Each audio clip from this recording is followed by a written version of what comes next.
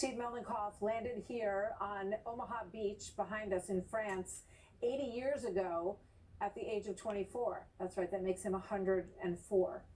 He fought with the 29th Division, 175th in the infantry, and he earned 2 Purple Hearts and 3 Bronze Stars, initially in Operation Overlord, and then here in Normandy, France in the weeks that followed. Look at these wonderful pictures of these young men, and Steve among them. He told me about his memories from 80 years ago, what he thinks of the nation that he and others fought and so many died for, and how he thinks it's doing today.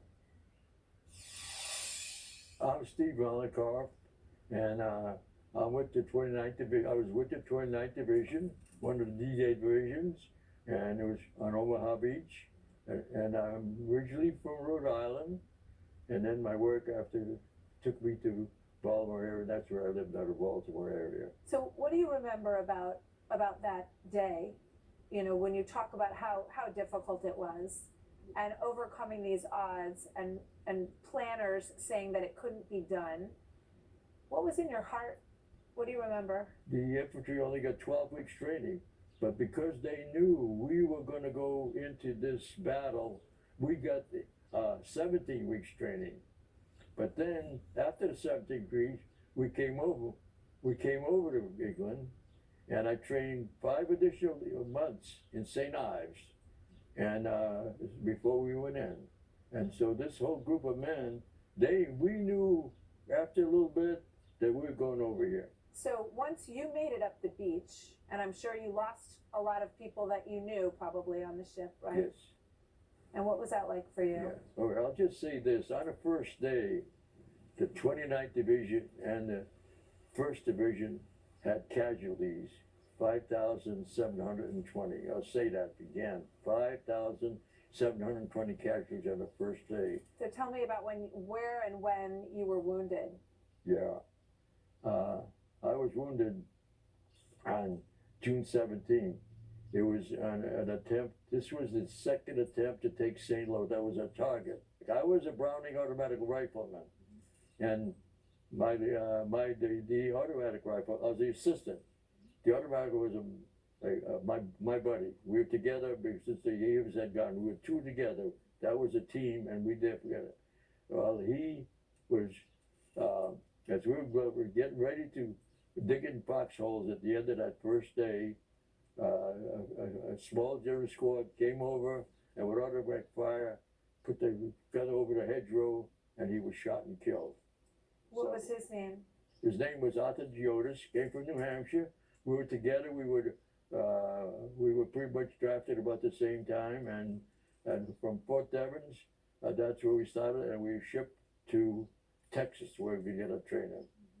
And that's where I told you about the camp fanning training. That was a training that was more advanced so that we could fire every single gun that was available to the combat infantrymen. And so we were together all that time, and the time in England, we danced together, we dragged beer together in England, we did the whole thing. But he was my buddy, and we lost him. So the next day I became the VR man. And the life of a machine gunner or a Browning automatic rifleman is not very long in combat, because what you do, you fire at the biggest thing that's against you, and that's a machine gun. That day I was hit, I was shot right in the neck here by a machine gun, and I don't know how it's possible for a machine gun to only hit me once, but as he went along with his machine gun like this, he hit me, and he moved the gun over, and he fired, and alongside of me was my first lieutenant, and he was there, and he got the bulk of that, because I don't know, it was my instincts or the shot knocked me down, but I went to the ground, and he didn't, he just stood there. After they moved off, I walked my way back to a medical station, and when I got there, they redressed it. They put me on a plane with a bunch of other wounded veterans, and we were flown back to England, actually to a mass shooting. You ever see the movie MASH? Sure. It was a mass shooting, and that's what and it was in Warwick in England. I remember that. Let me ask you about this place. Tell us about the Greatest Generation Foundation that you have participated with nine times to come here to Normandy. Yes, what this building was at one time, it was the headquarters of the command German in this area of the occupation. There are Nazi murals on the inside of the walls in this building that was the German headquarters that were restored basically to bring them back so people can understand what this place was. But now this is a place where veterans of World War II and Korea and Vietnam travel in groups together to come here every year to Normandy. What does it mean to you to be part of that? You're the senior statesman, I think, of the group, right? Yeah, I guess I am, yes. And even more than that, probably simply because of the attrition, okay? Yeah. There's not many of us left, especially combat men, yeah. And so what it means to me, I've established a mission for myself because when I come here, I talk to people like you, but I also talk to kids, to all people of all up and down the scale. I especially love to talk to kids. And I know that if I talk to them, I tell them my story, what they can absorb, and if they're small and not even big enough to absorb, I tell their moms to, when they take a picture of me, they can tell them, they're not going to remember Steve Melov. They might remember Steve. And I tell them, make sure they know that, because they're going to be here to tell the story, you know, when we're all gone. When you think about America today, the country that you fought for and many of your brothers died to preserve freedom, what do you think about the United States today? Well, I see some things that I really don't like. I see a resemblance to what's happening in 1939, 38. I was there. I'm not reading the book or something like that. I was there, and this feeling that we have, the people are so absorbed in what themselves. They're not the way we were. We volunteered. I didn't volunteer, but we were drafted. But we knew we had a mission. We did. I always tell people we're a hell of a lot tougher than you guys. Yeah, because we didn't have the conveniences. I can remember my mother lighting the gas lamp in a house.